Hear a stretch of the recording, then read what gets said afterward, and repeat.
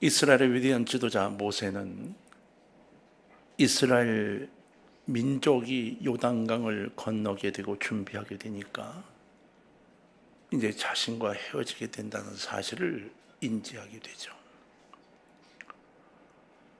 헤어짐이 점점 가까워지니까 모세는 이스라엘 백성들의 미래가 걱정되기 시작했습니다. 모세는 이스라엘이 앞으로 다가올 긴 세월 동안 하나님 은혜 가운데서 축복받는 민족으로 성장해 나가기를 간절히 원했습니다. 이스라엘이 출애굽한 후 40년이라는 세월을 광야에서 지나게 되었지만 불순종으로 40년간 광야 생활을 하게 만들었던 이스라엘 백성들을 원망하지 않았습니다. 그리고 그 긴 세월 동안 이스라엘 민족에 대한 관심을 점점 더 키워왔죠. 모세는 이스라엘을 정말로 사랑했습니다. 그리고 그 민족을 정말 깊이 사랑했습니다. 그러나 불행하게도 이스라엘 민족들은 그들의 지도자인 모세가 자신들을 얼마나 사랑하는지를 깨닫지 못했습니다. 그래서 자신들의 이익에 급급했던 이스라엘 민족들은 지난 40년간 모세에게 정말 큰 부담이 되어지곤 했던 겁니다. 이스라엘 민족은 광야의 생활을 하면서 조금만 불편해도 지도자 모세에게 불평하고 원망하고 시비를 걸었습니다. 그럼에도 불구하고 모세는 놀라운 인내와 온유와 사랑으로 이스라엘 백성들을 이끌어 왔던 것입니다. 모세가 하나님께서 주시는 계명을 받으려고 시내산에 올라간 지 44일이 지난 그 이후에 생긴 일을 기억하시죠? 이스라엘 백성들은 모세의 형인 아론에게 몰려와서 외쳤습니다. 출애굽기 32장 1절에 보면 일어나라, 우리를 위하여 우리를 인도할 신을 만들라. 이 모세 곧 우리를 애굽 땅에서 인도해낸 사람은 어찌 되는지 알지 못함이니라. 우리를 인도할 신을 만들라고 요청했습니다. 하나님이 누군지 어떤 분인지를 인지하지 못하고 있다는 이야기가 됩니다. 그냥 눈에 보이는 신인 걸로 생각을 했던 겁니다. 그래서 무엇인가를 만들어내라고 요청했지요. 이 아론이 백성들을 두려워했습니다. 맞아 죽을까 봐 두려워해서 2절에 바로 이렇게 대답합니다. 너의 아내와 자녀의 귀에서 금고리를 빼어 내게로 가져오라. 여러분 출애굽기 32장 3절을 볼까요? 모든 백성이 그 귀에서 금고리를 빼어 아론에게로 가져가매. 이스라엘 백성들이 귀고리를 빼서 다 갖고 몰려온 겁니다. 성경은 모든 백성이 그렇게 하였다고 기록하고 있습니다. 누구는 그렇게 한 게 아니라 모든 백성이. 아론은 그것으로 금송아지를 만들어 주었죠. 여러분 백성들이 뭐라고 답을 했는지 아십니까?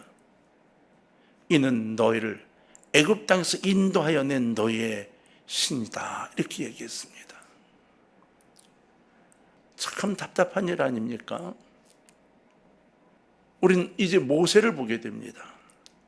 여러분 출애굽기 32장 5절로 6절을 좀 보죠. 교독으로 해볼까요? 아론이 보고 그 앞에 제단을 쌓고 이에 아론이 공포하여 이르되 내일은 여호와의 절일이니라 하니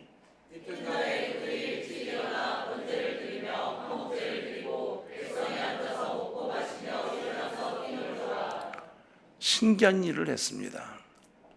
아론은 금송아지를 만들어 놓고 불안했습니다. 아론이 두려워서 바로 내일이 여호와의 절일이다 이렇게 이야기했더니 그 이튿날 다들 일찍 일어나 송아지 앞에 모여서 화목제를 드리고 먹고 마시고 일어나 뛰놀았습니다. 한 끼 드리는 예배가 아니었습니다. 애굽에서 드리던 바로 우상에 드리는 형태의 예배를 드린 겁니다. 이름만 하나님이었습니다. 부패한 이스라엘이라고 하나님이 말씀하십니다. 모세에게 그들이 부패하였다 이렇게 말씀하세요. 그래서 이 부패한 백성을 보고 진노하셨죠. 그래서 모세에게 당장 산에서 내려가라고 말씀하십니다. 9절 10절입니다. 여호와께서 또 모세에게 이르시되 내가 이 백성을 보니 목이 뻣뻣한 백성이로다.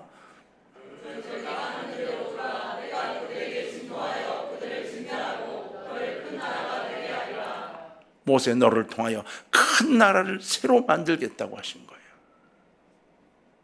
너무 화가 나신 거예요. 이스라엘을 진멸하고 모세를 통하여 큰 나라를 이루시겠다고 말씀하신 것, 모세는 깜짝 놀랐죠. 이들이 지금 한 명도 살아남지 못한다는 이야기를 하시고 있는 겁니다. 모세는 이 이야기를 듣고 가슴을 졸이죠.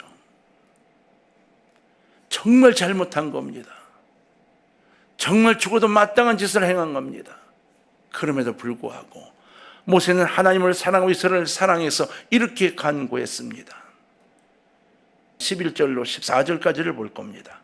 모세가 그의 하나님 여호와께 구하여 이르되 여호와여 어찌하여 그 큰 권능과 강한 손으로 애굽 땅에서 인도해 내신 주의 백성에게 진노하시나이까?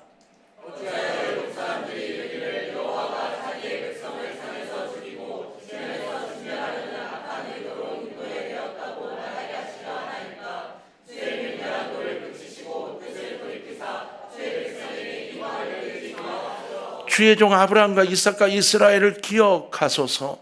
주께서 그들을 위해 주를 가리켜 맹세하여 이르시기를 내가 너희의 자손을 하늘의 별처럼 많게 하고 내가 허락한 이 온 땅을 너희의 자손에게 주어 영원한 기업이 되게 하리라 하셨나이다. 여호와께서 뜻을 돌이키사 말씀하신 말을 그 백성에게 내리지 아니하시리라. 아멘. 시내산에서 하나님이 말씀하시니까 모세가 그곳을 하나님께 매달립니다.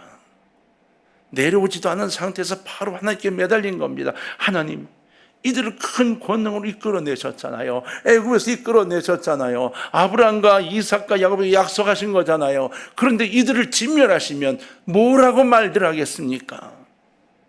하나님 영광을 위해서도 그렇게 하시면 안 됩니다. 하나님 약속을 위해서 그들을 용서해 주셔야 합니다. 매어 달렸습니다. 여러분, 이스라엘 백성만을 위해서 이렇게 말한 게 아닙니다. 하나님을 걱정한 겁니다. 이스라엘을 걱정했지요. 그래서 이렇게 부탁을 했더니 하나님이 놀라운 표현을 여기 기록하게 하셨습니다. 여호와께서 뜻을 돌이켜서 말씀하신 화를 그 백성에게 내리지 아니하시니라. 여러분, 중심을 다해 구하시기를 바랍니다. 회개하는 심령이 되십시오. 진멸해서 살아남으로 바뀝니다. 이렇게 못된 이스라엘이었지만 모세는 이스라엘을 정말로 사랑했습니다. 그래서 모세는 목이 곧고 완악한 그의 백성을 계속 가르치며 인도해 왔습니다. 모세의 마음속에는 이스라엘 백성 가운데 나타나는 하나님 영광 외에는 다른 어떤 생각도 없었습니다.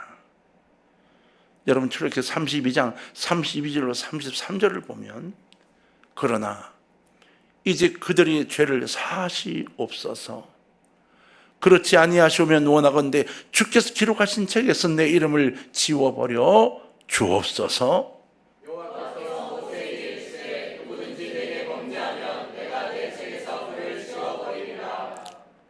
이렇게까지 이스라엘을 사랑했습니다. 하나님 이스라엘을 용서하시고 이끌어 주옵소서. 이들이 범죄한 것 맞습니다. 그러나 용서하시고 이끌어 복지에 들어가게 하옵소서. 그렇지 아니하실 거면 차라리 제 이름을 생명책에서 빼주세요. 저는 천국 가는 걸 포기하겠습니다. 제 이름을 빼고 이 백성들을 가나안 땅으로 들여보내 주십시오. 이렇게 기도한 겁니다. 이스라엘을 사랑했던 모세, 세상을 떠날 날이 가까운 것을 느끼게 되었을 때 그의 고민은 점점 더 깊어져 갈 수밖에 없었습니다. 모세에게 오직 한 가지 희망이 있다면 어떻게 하든지 이스라엘 민족이 하나님께서 약속하신 가나안 복지의 무소에 들어가는 것, 이것이 바로 희망이었습니다. 그리고 자신들의 자손들이 하나님께서 약속하신 가나안 복지에서 축복받으며 살아가는 것, 이것이 소망이었습니다.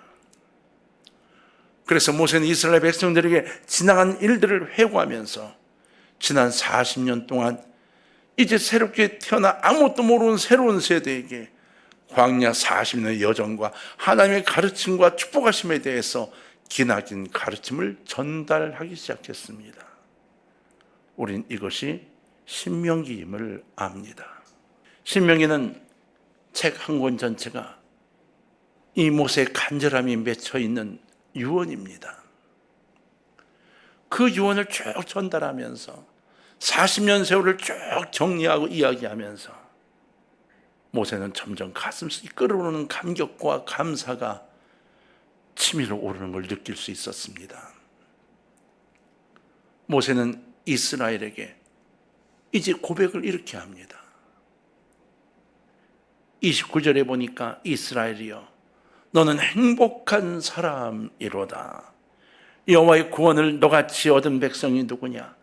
그는 너를 돕는 방패시오 내 영광의 칼이시로다. 내 대적이 네게 복종하리니 네가 그들의 높은 것을 밟으리로다. 할렐루야.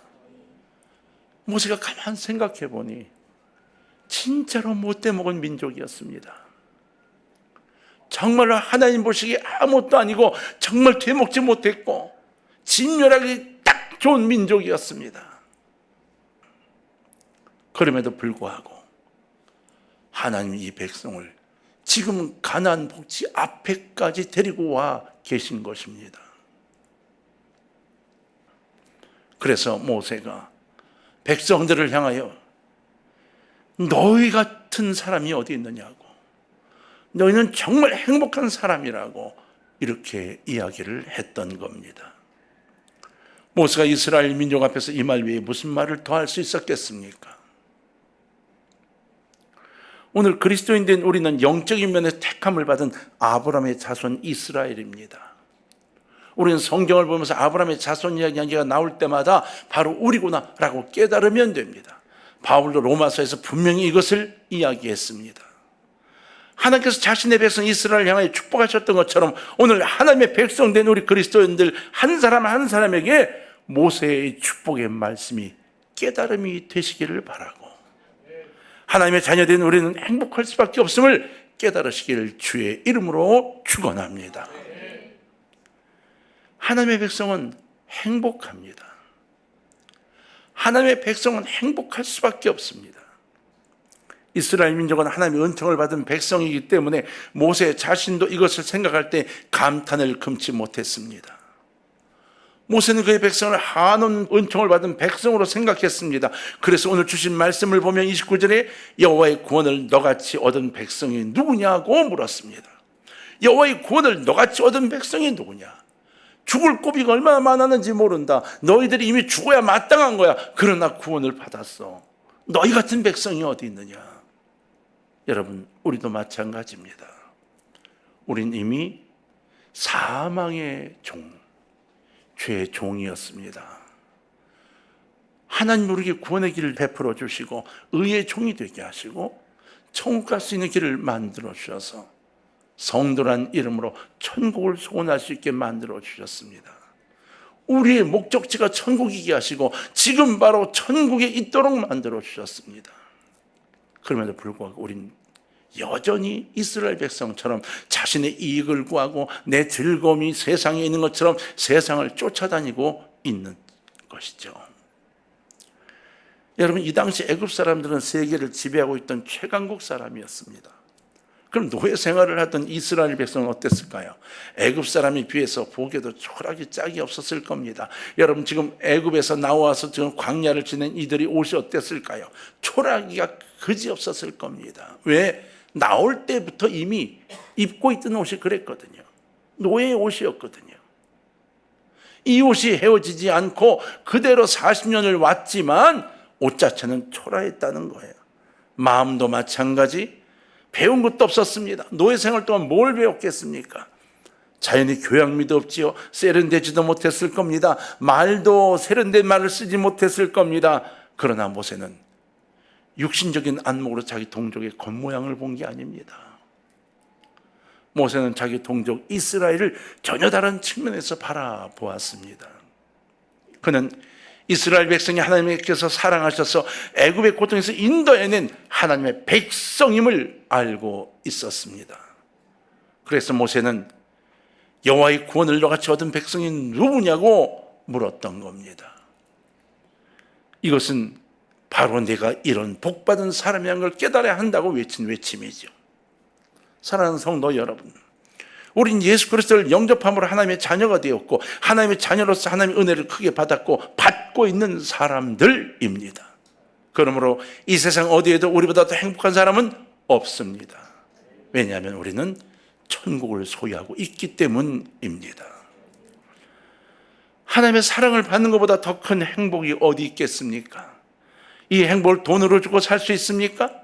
이 행복을 권세로 빼앗을 수 있습니까? 이 행복을 지식으로 얻을 수 있습니까? 사실 행복은 외부적인 환경이나 조건에 있는 것이 아니라 우리 심령에 있습니다. 이 세상에서 누가 가장 강한 자입니까? 하나님의 백성입니다. 왜 그렇습니까? 하나님께서 우리 힘이 되시고 우리의 찬양과 분깃과 영광의 대상이 되시기 때문입니다.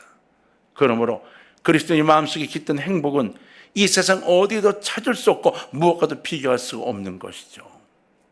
여러분, 우리 자신이 죄사함을 받은 사실을 알고 구원받은 사실을 알고 영생을 얻은 사실을 알 때 이 세상 어디에서 맛볼 수 없는 놀라운 행복을 소유하게 되는 것입니다.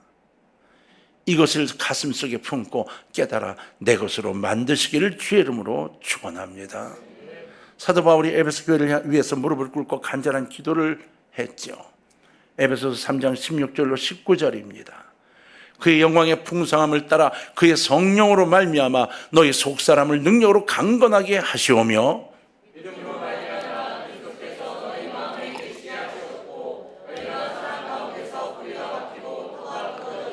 능히 모든 성도와 함께 지식에 넘치는 그리스도의 사랑을 알고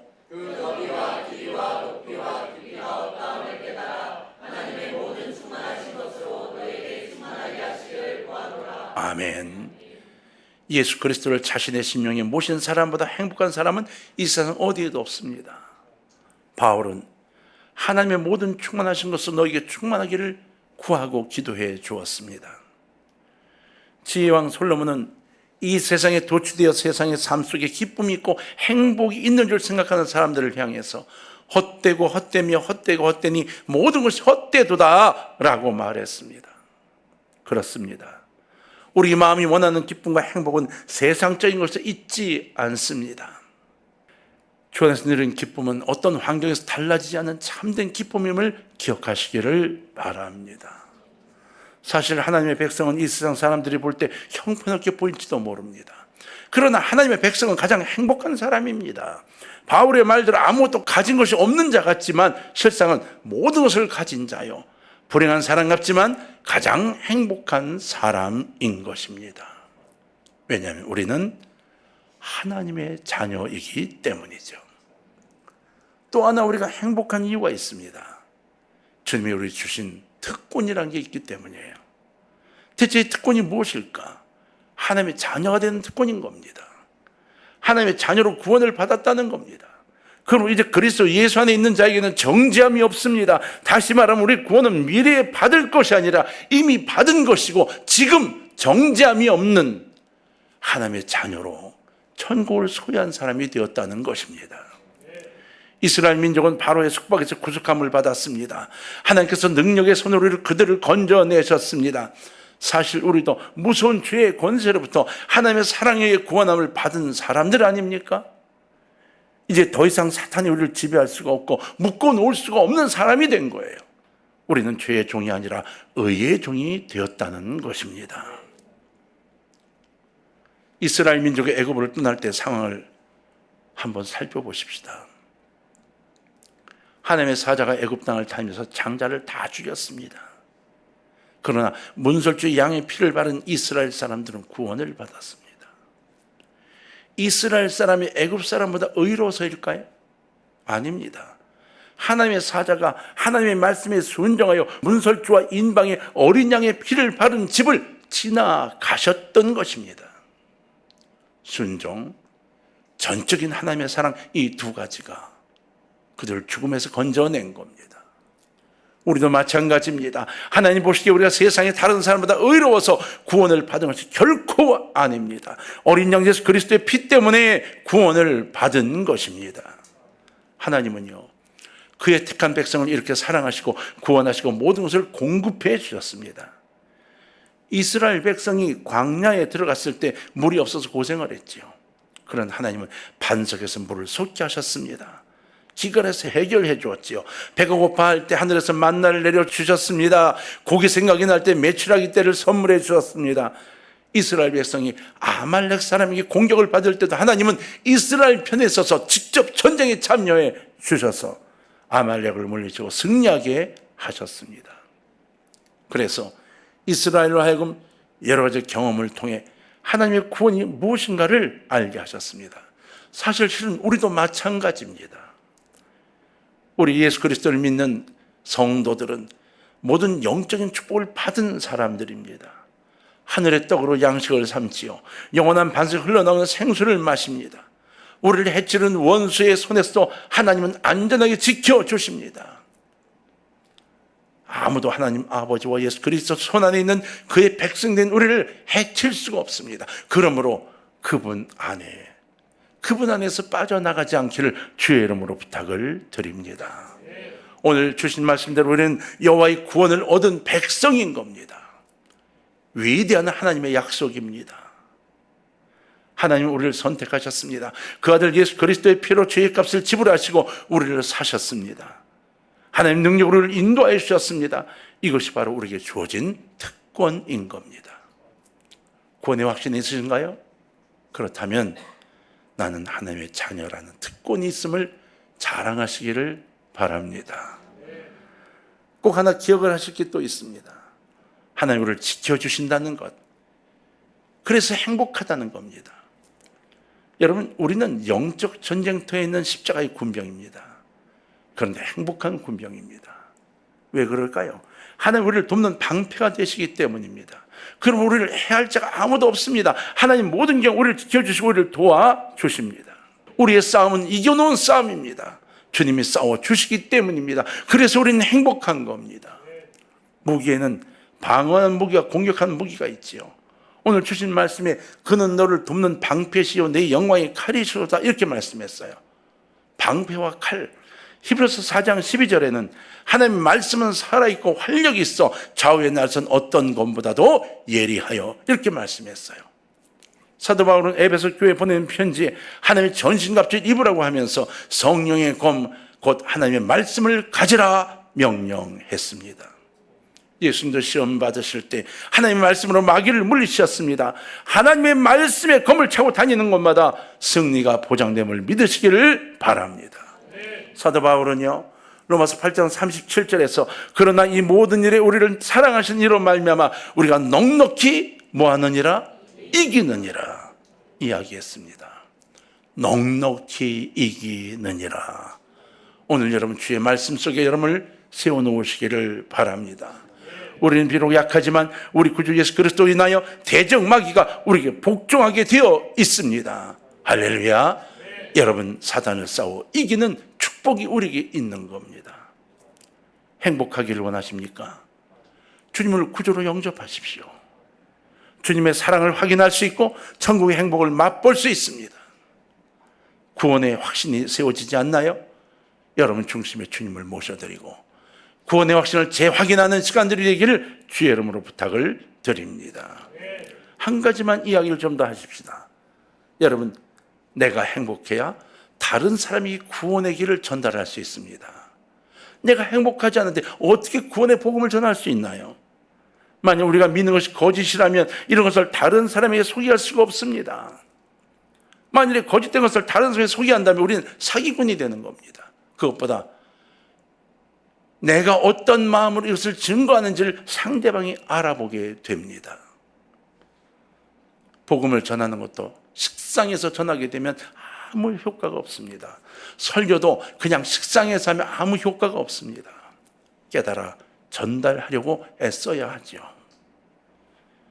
여러분, 하나님을 믿는 믿음에서 참된 행복을 찾으시기를 바랍니다. 우리의 행복 여부는 우리의 믿음에 달려 있습니다. 하나님을 전적 의지하는 사람은 공중에 나는 새와 같이 행복해질 수 있는 겁니다. 저의 간절한 바람은 여러분 모두가 행복하고 즐겁게 살아가시는 거예요. 그리고 천국을 꿈꾸는 거예요. 주님 오실 때 다 같이 주님 앞에 나아가 찬양하며 영광 돌릴 수 있는 그 자리에 같이 가는 겁니다. 예수님을 믿는다고 하면서 아직도 행복을 맛보지 못하는 분이 계십니까? 주저하지 마시고 그 행복을 찾으십시오. 그리고 두 손을 벌리고 하나님, 이 행복을 내게 달라고 요청하십시오. 하나님이 허락하실 겁니다. 여러분 마음속에 평화가 강같이 흐르고 사랑이 바다처럼 넘치고 기쁨이 샘솟듯한 이 행복, 하나님이 우리에게 주신 겁니다. 그냥 놔두지 말고 두 손을 벌리고 내 것으로 만드시기를 주의 이름으로 부탁을 드립니다. 자, 성경을 한 절 보겠습니다. 이사야서 55장 1절로 2절을 좀 봅시다. 오호라, 너희 모든 목마른 자들아 물로 나오라. 돈 없는 자도 오라. 너희는 와서 사목되 돈 없이 값없이 와서 포도주와 젖을 사라.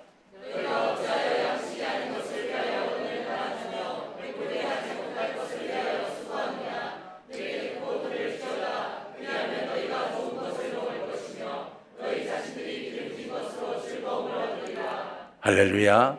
우리 주님께로 나와 주님께서 마련하신 포도주와 젖을 마시고 영혼의 배부름을 얻으며 참 행복을 누리시는 여러분 되시길 주의 이름으로 축원합니다.